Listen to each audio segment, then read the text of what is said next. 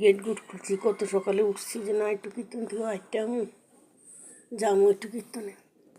উঠে দেখি আমার কানেরটা হারিয়ে গেছে, আর মনটা খুঁজতে খুঁজতে আর হয়রান হয়ে গেছি আমি একদম। 8টা বাজে গেছে, আর পাই না। তারপর কী করবো, পূজা টুজা কত বেলা হয়ে গেছে, আজকে আমার পূজা দেওয়া হইলো মাত্র, দামোদর মাস মাত্র পূজা দেওয়া হইলো। বাসন টাসন দিয়ে এলাম, তারপর ছেলে উঠছে, বাবা আমার কানেরটা পাইছস? না পাইনি। মনটা যেন কী জানি, রাস্তায় যাই ঘরে এই পাগলের মতো নিয়ে গেছে। আজকে এই কানেরটা আমার দাদা দিছিল, আমারও বানানোর ক্ষমতা নেই। আমার দাদা দিছিল, আমার ছেলের জন্ম হয়েছে পরে আমার দাদা দিছিল কানেরটা বানিয়ে আমারে। কাপড় দিব না, তোরা নড়ু, আমার একটা কানের দে। কানের নিবি না কাপড় নিবি? কাপড়টাই দে, কানেরটাই দে।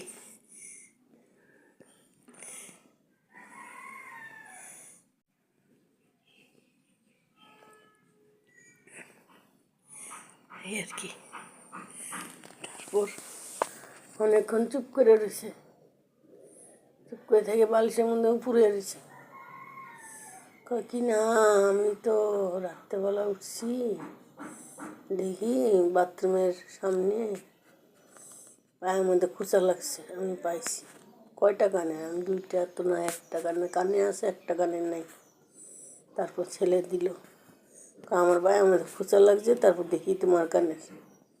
তারপর দিয়ে এই যে কাম করে তারপরে পূজা দিতে ঠাকুরের করতে, ঠাকুর তুমি আমার লোক এইরকম লীলা করো,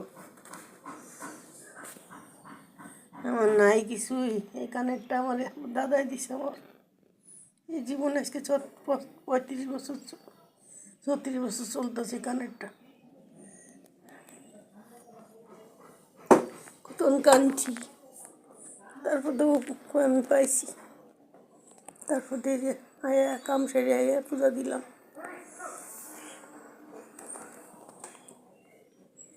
দেখো তো পড়লাম, দাদিনের বাইরে থেকে এসেছি।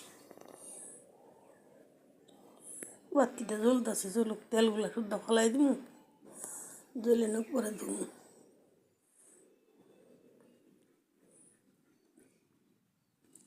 ছেলের চা বানিয়ে দিলাম মুড়ি দিয়ে, ও খায় গেল।